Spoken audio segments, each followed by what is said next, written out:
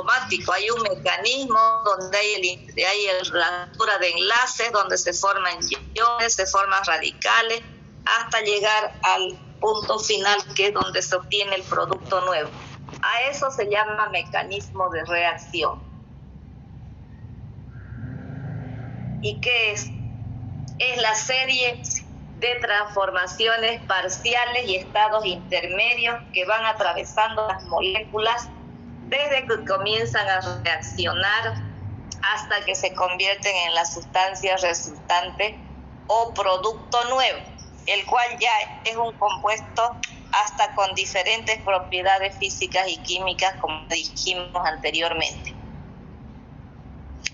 Es decir, que las sustancias químicas, para que entren en reacción, necesitan energía para que sus moléculas choquen entre ellas y se puedan romper los enlaces, como vamos a ver posteriormente en qué consiste esa ruptura de enlace.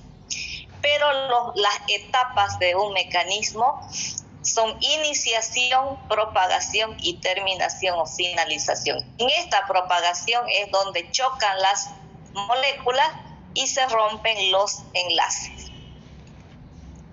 Entonces en estas reacciones hay dos clases de rupturas de los enlaces covalentes. La ruptura homolítica y la ruptura heterolítica. Homo igual, hetero diferente.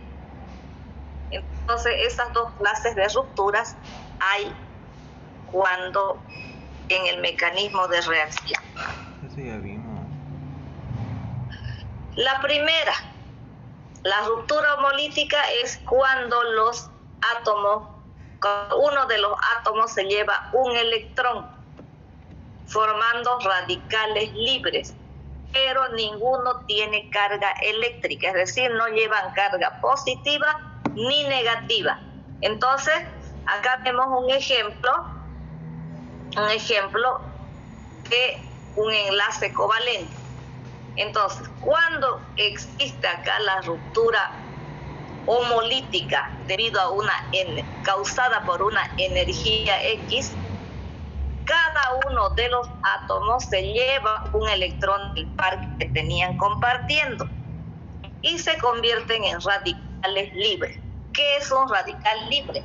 Es un átomo o un grupo de átomos que tiene un electrón desapareado y necesita otro electrón para aparearse. Estos radicales generalmente son inestables, por eso al estar libres así, andan buscando otro átomo que esté igual que el desapareado para poderse aparear y encontrar su estabilidad. Estas rupturas homolíticas se producen en las reacciones que se efectúan en fase gaseosa o en disolventes no polares, como el benceno, hexano, etcétera, y luego ya vamos a ver más claro estos de disolventes, cuáles son polares y cuáles son no polares y por qué se llaman así. Además, estas rupturas son catalizadas por acción de la luz y del calor. Por eso dice, para que haya ruptura debe haber una energía. Esta ruptura es causada por una energía. Y en este caso de la ruptura homolítica, esa energía es la luz o el calor.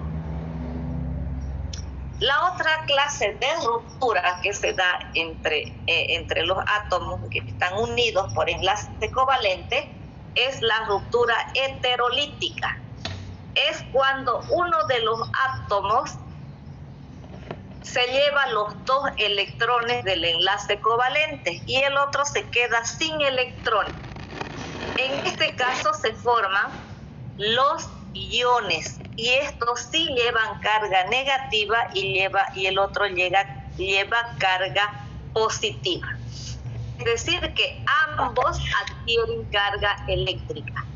El átomo que se lleva los dos electrones se carga negativamente y se llama anión.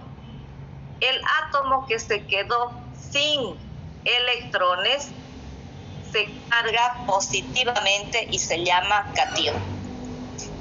Estas rupturas heterolíticas se llevan a cabo en fase líquida y con disolventes polares. Si se fijaron, los otros son con disolventes no polares. La ruptura heterolítica es en medio de disolventes polares, en presencia de base y ácidos de Lewis. Ninguno de ustedes debe saber o se debe acordar qué es una base de Lewis y qué es un ácido de Lewis. Entonces eso vamos a ver enseguida. Entonces esas dos clases de ruptura se llevan a cabo en un mecanismo de reacción. Por eso les digo, cuando ustedes hacen una reacción, no es tan sencillo que escriben, qué sé yo, eteno más hidróxido de sodio me da un alcohol. No, en toda esa reacción existe una serie de pasos, de etapas donde chocan los electrones, las moléculas, se rompen los enlaces y hay una serie de pasos y transformaciones hasta que llegamos a obtener el producto final. Eso se llama mecanismo de reacción. Y eso sucede en todas las reacciones, así sea la reacción más sencilla, pero es en química orgánica. Entonces ahora vamos a ver qué es un reactivo nucleofílico y qué es un reactivo electrofílico, a quien llamamos o ácidos de Lewis y bases Lewis. Entonces, Lewis, que es un químico, él dio la definición de ácido y base en esta química. Y dijo que ácido es toda sustancia que acepta un par de electrones para formar un enlace covalente. No se olviden que los pares de electrones se encuentran formando los enlaces covalentes. Entonces dice, ácido es toda sustancia que acepta un par de electrones para formar un enlace covalente. Y a eso se lo conoce como reactivo electrofílico. Si volvemos a definir qué es un reactivo electrofílico, decimos que es una sustancia deficiente de electrones. Por eso es que acepta, porque le falta, acepta un par de electrones y tiene carga positiva, o también puede ser eléctricamente neutro. A eso se le llama ácido de Lewis. Y la base dice es toda sustancia capaz de dar o ceder un par de electrones para formar un enlace covalente. ¿Por qué? Porque ese átomo, esa base, tiene electrones y los quiere compartir para también formar un enlace covalente. A esa base de Lewis se la conoce como reactivo nucleofílico. Entonces aquí dice reactivo nucleofílico es toda sustancia que dona, cede o da un par de electrones para compartir. Y puede tener carga negativa o neutra. El electrofílico lleva carga positiva. El nucleofílico lleva carga negativa. Y a eso los conocemos como las bases de Lewis. Ahora ustedes acá van a hacer un cuadrito, van a dividir su hoja en dos y pues van a poner reactivo nucleofílico o base de Lewis. Y buscan en internet o en un libro unos cuantos compuestos que son o que actúan o se comportan como ácidos de Lewis o como reactivo electrofílico. Al otro lado escriben reactivos electrofílicos o ácidos de Lewis. y también buscan, escriben la fórmula con su nombre al lado. O sea, cuando ustedes tengan trabajo de prácticos o cuando tengan que estudiar para su examen, van a memorizar qué compuestos son ácidos de Lewis o reactivos electrofílicos y qué compuestos son bases de Lewis o reactivos nucleofílicos.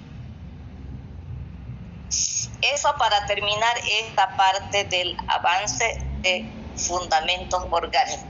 Como un apéndice o como una mayor explicación sobre las reacciones químicas en esta misma unidad de fundamentos orgánicos, entonces vamos a ver un tema que he preparado exclusivamente sobre las reacciones químicas. Si tienen alguna pregunta hasta ahí, porque voy a sacar la diapositiva y voy a empezar con otra.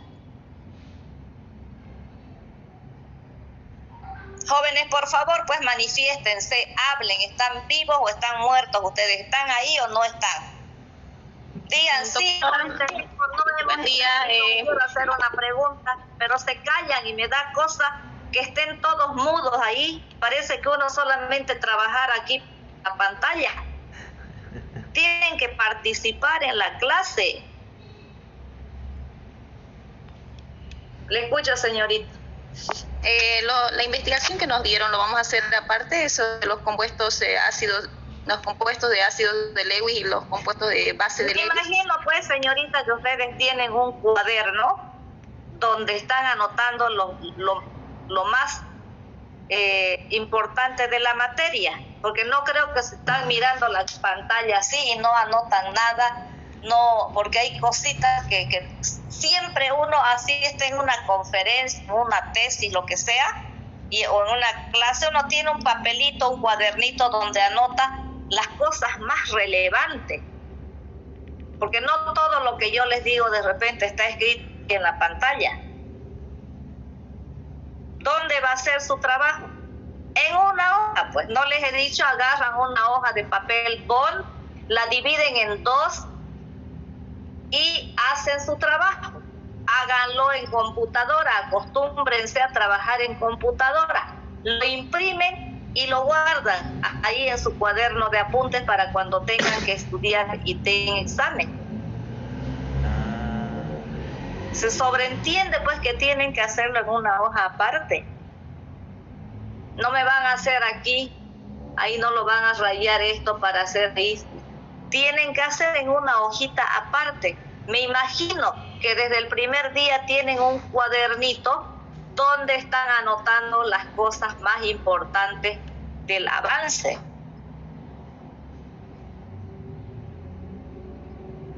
Entonces, todas las tareas que yo tienen que hacerlas en una hoja aparte. Investiguen, busquen buena información, la hacen en la computadora y la imprimen. Y si no tienen, pues háganlo a mano, pero ahí en su cuaderno donde no se le pierda. Porque todas estas pequeñas tareas ahora que yo, o las preguntas que les hago que no están acá, yo las voy a poner. Todo eso va a estar en el examen. Les dije, hagan el cuadro de los grupos funcionales, háganlo porque seguramente les voy a pedir en el examen. Y así, todo lo que yo les diga, hagan, tienen que hacerlo. Hagan el cuadro, ahora todavía no hemos entrado a los cuadros de las nomenclaturas. ¿Dónde lo van a hacer? En una hojita de papel bond, bien hecho, bonito. Porque eso les sirve como recordatorio. O cuando ustedes quieran estudiar, aparte de entrar a la plataforma y ver todo lo que está acá, no está acá lo que yo les he mandado la tarea. Entonces ustedes deben tenerlo en un cuadernito para poder estudiar ahí. ¿Alguna pregunta sobre lo que acabo de avanzar para sacar la diapositiva? Ninguna, doctora. No, doctora, ninguna. Después no estén preguntando en el WhatsApp qué dijo, qué hizo, cómo hizo, ¿no? O si la clase va a estar grabada. Cuando yo explique, tengan una duda, pregunten aquí. Tampoco me estén escribiendo a mi privado, me pregunta. Todo lo que ustedes quieran preguntarme, pregúntenmelo aquí en clases. Porque yo a veces ni los miro los mensajes. Peor si son de números desconocidos y que no dicen, me dicen doctora, ni siquiera me dicen yo soy fulano de tal, llevo tal materia y estoy en tal grupo. Yo no soy adivina. Entonces, por favor, evítense escribirme a mi WhatsApp privado. Evítense. O mejor queda terminantemente prohibido. Acá pregúnteme o pregúntemelo en el grupo, que ahí estoy yo y están los 3 auxiliares.